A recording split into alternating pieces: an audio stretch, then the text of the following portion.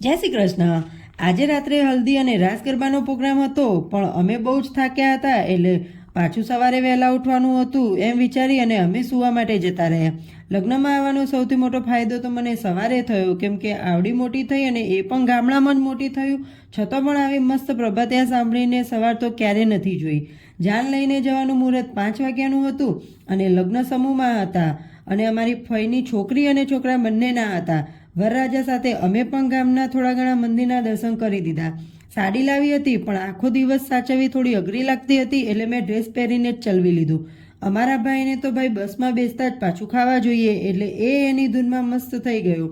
અને અહીં હું એ વિચારતી હતી કે મારા ગામ પરથી જ બસ જાય છે, પણ હું મારા ઘરે નથી જઈ શકતી। આમ તો મારી મમ્મી આવવાની જ હતી, પણ મારા પપ્પા પણ ગામડે આવ્યા હતા, પણ તેમને મળવા માટે ના જવાયું। આ બંનેનું તો કામ બસમાં સૂવાનું જ લાગે છે।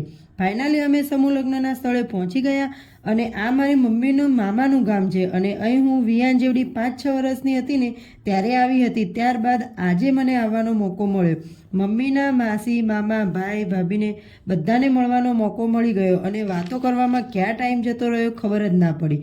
સમૂહ હતા એટલે વિયાનને સાચવવો થોડો અઘરો હતો, એટલે કંઈ જ ક્લિપ વિડીયોની લેવાય નહીં।